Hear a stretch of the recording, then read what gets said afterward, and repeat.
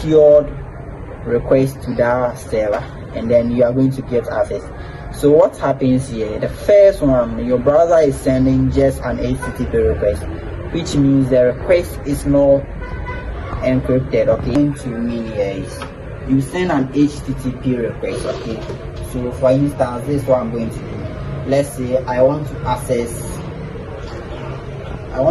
github.com. okay, so as I'm typing github.com, what happens? Okay, so this one is coming. Let me just do github.com. okay, then I'm just doing github.com. So what is happening here?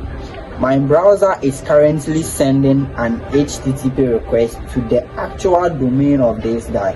Okay, and now this is what's going to happen when the browser sends the request there. Okay, it's going to issue a 301 redirection. Okay, and then that 301 will be returned back to my browser, and my browser will send that verified request. Okay, so basically, if Django is saying I have integrated this, you ensure it here.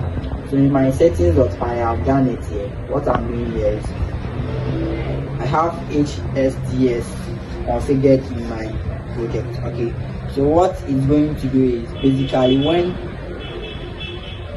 someone searches for this application, okay, using a browser, and the person just type the name hotel.com without adding HTTPS to it, Django middleware, security middleware will check if it is configured in the project.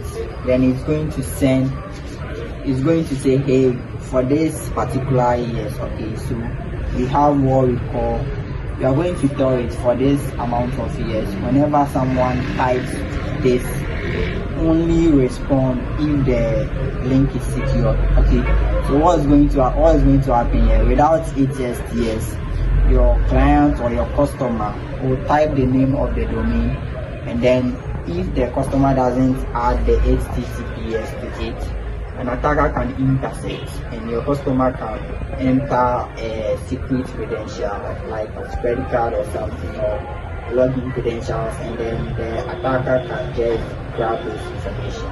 Okay, so as a Django developer, it's very, very good to go by the secure from default. Okay, then let's come to the session. Middleware basically handles what we call the session. Okay, so you store information, you can store information in the session and other stuff, and then the common middleware CSRF to prevent CSRF attacks. Okay, and then the authentication middleware. So basically, when someone is an anonymous user, okay, so the authentication middleware basically inherits from django.control.auth.models. So if it's an anonymous user, it will be django.control.authmodels.anonymous user. But if the user is authenticated, then it will return the actual user.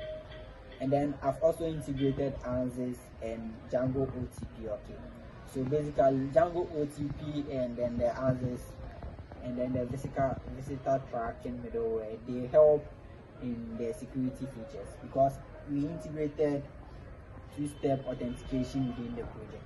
Okay, so I have talked a lot, and I'm going to run the project so that we go to know.